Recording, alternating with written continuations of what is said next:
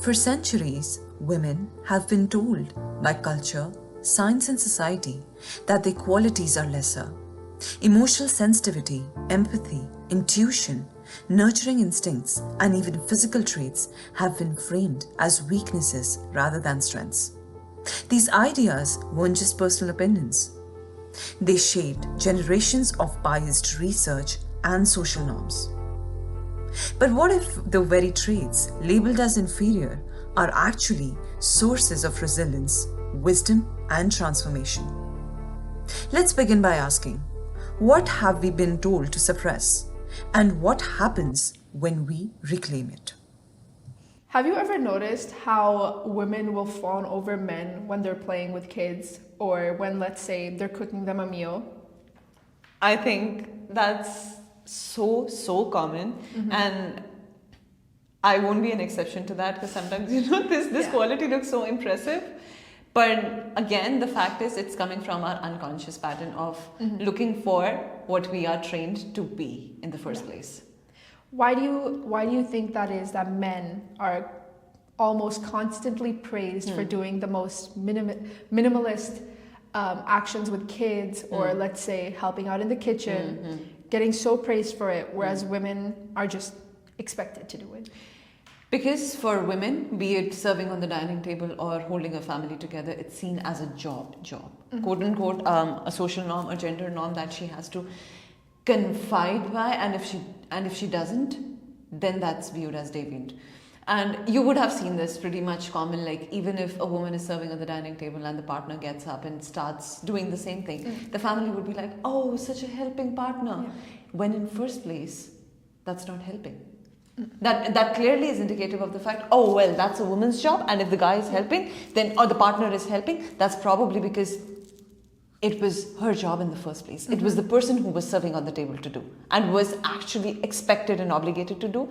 And that's the reason why it's so common that usually men are praised for these feminine qualities, but when women have those qualities, it's viewed as inferior. It's viewed as something which is just, it's just the way it has to be. It's nothing special about it. But if a man carries that, and if a woman, on the other hand, she's dominant, she's aggressive, she's bold, she's courageous, and she takes stand for herself, then she's viewed as deviant. Then she's viewed as abnormal, and she's not praised for the same thing. And that's how our system works. And women themselves tend to internalize this, and then they keep on propelling this and fueling this further by saying, oh, a woman shouldn't be aggressive, a woman shouldn't talk so loudly, or she shouldn't be dominant and she shouldn't be full of herself. But if a man, on the other hand, has those feminine traits, then lovely guy. For sure. I mean, in families, it's typically the man who makes the money and the woman who stays at home and takes care of the kids, right? But now it's becoming more common than it was before for women to have jobs, right? To have important jobs that take away a lot of their time. And it's also becoming common for dads to be stay-at-home dads. How do you think a woman who has a full-time job, who doesn't necessarily have 100% of her time to give at home, how do you think this person is described as by society or by her friends and family? A woman who is more so occupied with her work, or probably let's doing say this kind she's a of CEO of a company. How do you think people describe her? Not you, but society. The society is definitely going to describe her as someone who's deviant from the very feminine energy, someone who neglects her family, someone who neglects her kids, someone who is shameless because she's not guilt-stricken that she's leaving her baby at home if she has one, and someone who is just doing wrong with all of her actions. And even as a CEO, she's not someone that she deserves to be in that place. And when these things, these voices that surround you, really get over you and you do not know the way to deal with them, that becomes your own inner voice. And that's one of the reasons why certain women CEOs end up resigning or end up leaving, because they become so bitter about themselves that when they know that that's the thing that they actually want, but the society wants to bring them back, put her in her place. This is the most common phrase which is used. If a woman is ambitious, we need to tell her, and we need to put her back to her place. Putting her back to a place is a phrase to tell women, you better do not step out of your boundaries, otherwise the consequences and the repercussions of it are going to be very perilous. Yeah. Whereas the father who's a stay-at-home dad is going to get praised for Exactly, it, right? exactly. It's like, oh my God, you're doing all this hard work. Yes. It's not easy. Yes. But when the mother is a stay-at-home mom, oh, she's lazy. She should be working. Why isn't she helping with the family, right? Why do you think this is an automatic response for us at this point? Whereas it's the exact same thing. Stay-at-home dad, stay-at-home mother. Stay-at-home mother, it's expected. It's her job. Stay-at-home father, oh my goodness, so rare, wonderful. He's being so kind and caring towards his kid. Why do you think there's this stark difference between them? This is a very, very interesting question, and I really feel like there's something deep down happening behind the scene, not something on the surface, because you grow up watching this kind, kids actually grow up seeing these kind of behaviors, and parents model those behaviors for the kids. And what they usually see is that a woman is never praised for performing all these tasks of childbearing or of being at home and taking the responsibility in the first place. And if a guy does that, and if a father is praised in front of a child, then the child would understand, well, okay, yeah, so fathers are usually praised for it, but if a woman does it, well, it should be neglected. And that's how we fuel it, because later on, that child is going to become a father. Yeah. The girl who's watching it is going to be a mother later on in her life, and that's how you keep on fueling this, and the cycle continues, because the child is going to learn. And probably we model these behaviors even in school. You have a book which is showing a parent is going with his bag, going to the office, and a mother is just waving, standing by the door where, you know, she's like, okay, bidding goodbye and be like, hey, be back soon or whatever. And that's how, even in pictures, even in school books, like, you know, when kids are coloring their books or something, these are the pictures which are reflected. And this is how it becomes, it's an automated response, because the more you keep on doing the same thing, the more you keep on seeing media, movies, songs, books, conversations, all of these, when they are around these factors, it's very, very likely it's going to be an automatic response. You need to practice certain behaviors before it becomes a habit, and once it becomes a habit, you stop questioning it. You tell me, when you start riding a bicycle, right? Initially, you don't even know, or probably you're learning how to drive a car. You don't know what's the gear. You do not know what's the gas pedal. You do not know how to really go about how you need to drive your car. But once you start practicing every day, repeatedly, it becomes automatic. Your hand is going to go on the gear automatically. You don't even have to give a second thought. It's the same thing. You have to repeat a certain patterns of behaviors, which happens in the childhood. And once it does, it becomes automatic. You stop even questioning it. And that's the exact same strategy which is done here. For sure. I mean, the phrase is often used, right? It's like riding a bike. It's the same thing with stereotypes. It's so common. You're easily going to be like, oh, well, it's her job. She's supposed to be this way. It's gotten to the point where skills are also said to be feminine or masculine, right? Skills such as empathy, caring, nurturing. These are all, if I just say these skills to you, you'll immediately assume I'm speaking about a woman. Right? What are your thoughts on that? I really don't know how to answer this question, but honestly, when it's like light and dark colors. Okay. You have a color palette in front of you. Please classify them into light and dark. It's pretty much the same thing. We've classified certain group of traits. Now you tell me, when we talk about colors and we are trying to classify them as light or dark, which one is better, light or dark? Light. But when we talk about the entire society, would they side with one or the other? Light or dark? Given how society works, probably light. Are you sure? Or probably it's going to be like, could be anything. I'm a little confused, I'm not going to lie. What I mean to say is, if there's a color palette in front of you and there's a classification, these are light colors, say yellow, white, peach, pink, whatever. And dark colors could be black, brown, grey, things like that. My question is one color better than the other? No, depends on the person. Come again. It depends on the person. It's the exact same thing. The traits that we've created, feminine, empathetic, nurturing, caring, loving, harsh, dominant, aggressive, bold, courageous, It's about the persons that have created this. It never existed. It's not a reflection of, oh, well, yeah, this was set in stone, this was a script that was provided. It's the people. They've projected their traits onto it, and that's how they've classified inferior and superior. So probably when this segregation was happening, it was reflective of the ones who were involved in this segregation of traits into feminine and masculine. And once it's there, the world is going to follow it without even questioning it. It came from somewhere. That's one thing we really have to understand. When the world was formed, when we came into existence, there was nothing as such like a feminine or masculine. The hunter-gatherers were trying to make a sense of the society, and the nomads and the Homo sapiens that we had, right, in the very beginning. They were trying to make sense of how to navigate this life, because there were a lot of dangerous things that were around. Yeah. And slowly and gradually, roles got segregated, and women started doing certain things, men started doing certain things, which happened very naturally. Yeah. But over time, it became a setup, it became a system. And when it became a system, it's a projection of people's traits onto the classifications that we make.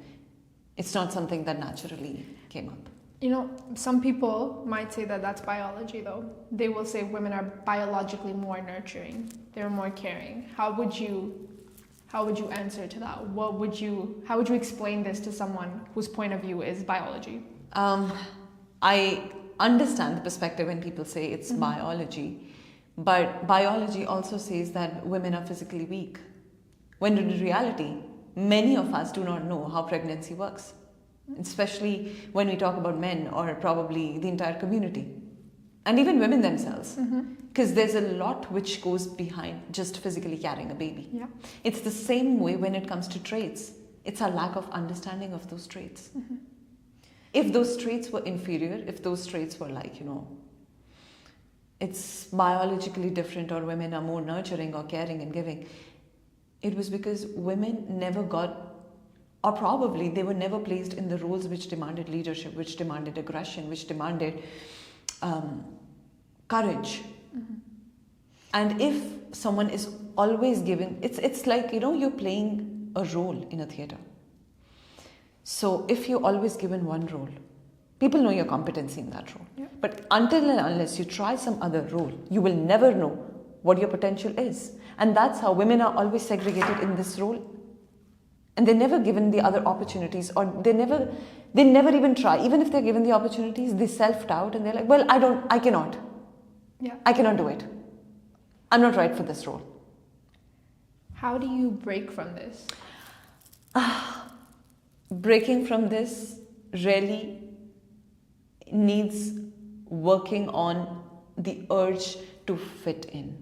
The very concept that we operate with is that I want to fit in society, I don't want to be neglected, I don't want to be left out. Well, yeah, but the reality is, if you really go back to the historical societies, to the societies when we had Homo sapiens, when we had hunter-gatherers, nomads, their being alone was a matter of risk. You could have probably died because there was a risk from predators, there was a risk of when would you get your food, there was a risk of how would you live, because if you were alone, there was a very, very higher chance of dying. But today, when you have everything at your doorstep, you can lead a good life, you can have everything that you need, there is no risk. There's not like you're going to struggle with, oh, well, where can I get food from? Where am I going to stay? Predator can kill me. We're not under those circumstances, thankfully. But our brains are wired in such a way where we think that if I'm left alone, I'm going to die. And that's the human brain fears this. That's one of the greatest things we fear. How do we fight against our own brains? It's like taming your own brain, educating your own brain. The problem with us is, well, yeah, we all are educated externally. The internal education lacks. There is no course, there is no university degree that's going to come and teach you, okay, well, yeah, this is how your brain works.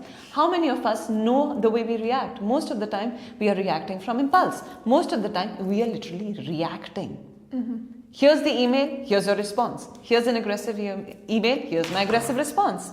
Here's an aggressive offense, here's my aggressive defense. Emotions, it's the ping pong game which is going on. How many times, because there has been research, there have been books out which talks about there is a stimulus and then there's a response. And between that, you have a space. This is where you get to choose your response. And if your brain is not trained enough to know that you have the space and the intention, do I want to respond to this impulsively, or do I want to choose my response here? I have lots and lots of options how I want to respond to something. I could go aggressive. I could take a time and be like, where is my aggression coming from? How do I want to respond? It's all about intentions, and working on your brain, you need to know first how your brain works. Whenever there is any stimuli, the first response that your amygdala, this is your emotional component of a brain which gets activated, and that's why you're so hyperactive to respond. Yeah. But breath work is where this space, which the space I was talking about, if you indulge in breath work, you get some time, you buy some time, and when you buy that time, the reactivity of your emotional component, which is amygdala, reduces, and your prefrontal cortex, which is located somewhere here in the front part of the brain, which is involved in more rational and reasonable decision making, gets activated, and that gives you an opportunity to choose your response appropriately. And that's when you respond instead of reacting. So it's a long process, but even before you start working on your brain, you need to understand how my brain works. People who are in finance sector, they have this concept of budgeting. How am I spending? This month I have to see. If you want to really see how your brain works, start monitoring it. Start seeing how you react. Keep a note. Be your own observer. If I would ask the audience, or if I would ask you, well, you know what? You have to keep a check on how I behave. So you're going to follow me throughout this entire month and see what do I do. And it's going to be fun for you. You'll be like, yeah, well, it's interesting to observe her, how she does, how she behaves. Yeah. I'm going to take the notes. It's the same thing. Play that game with yourself. Once you understand, then you know. Where do I respond? How do I react?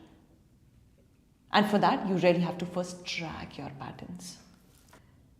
I really love what you said about the breath control and how, people often think that I just reacted this way. They don't understand that you control how you react, right? This isn't life or death. You have time to think. Exactly. Okay. And so, I just thought that was a wonderful thing to say. I just wanted to bring this to a close by asking you, how do you think society convinced women that these quote unquote soft skills, such as being emotional, intuitive, caring, are less than, let's say, masculine skills? Oh, that's a tricky one, because I feel like every time, it's evident, but in a very subtle form. Say, for instance, you're in a meeting, and if you're speaking and probably someone cuts you off and interrupts you, and you probably sit passively, you're more likely to do that.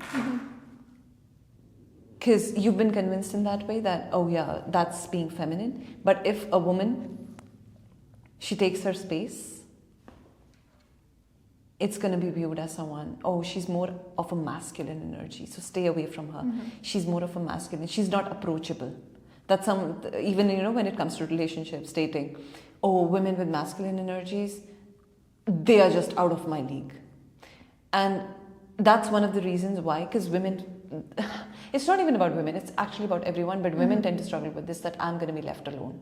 And I don't want to be the left out lot. Yeah. I want to be chosen. I want to be chosen by a guy. I want to be chosen by people. And just because of that concept of fitting in, I am going to embrace all those feminine energies, even if I do not feel aligned with them. And that's how we keep convincing ourselves. And again, the society, it's your families, it's the women in your house that fuel this kind of behavior. If, for instance, if a daughter, she might raise a pitch and respond in a way to a male member of the family, it's the mother probably who's going to step in, or probably a grandmother or whosoever, or a female member of the house in the family, and be like, hey, what the hell? How are you responding? That's not the way girls respond. Learn to lower your voice. And you should not maintain this eye contact. It's disrespectful. When in reality, that's the courage. She's taking a risk. She's standing up for herself. And we are the first ones to bring it down, and especially women. For sure, there's always this question. It's like, do I want to say what I actually want to say, or do I want to be liked? And the thing is, being liked is because I don't want to be left out. Because if I'm left out, nobody will marry me. Nobody will marry me. I'm going to be the left out one. I'm going to be all alone. When in reality, It's just the assumption that we've created in our mind. And that's the reason why women fall more into toxic relationships. Because of the reason for being liked. And this very intention, this very urge of being liked comes from the fact when you hate yourself. Because if you're so damn in love with yourself in the first place, you're not approaching someone with the intention of being liked. Yeah. You will approach with the intention of loving that person. There is a huge, huge difference between loving and liking. And know the intention of why are you approaching someone and with what intention. Because if your intention is being liked, that means you yourself are empty in that sense. And you're waiting for someone to come and fill your tumbler, which is empty completely. Yeah, so I completely agree with what you said. It's not only with friendships and family that this matters, right? Even with jobs. If you're not liked, you won't get promoted.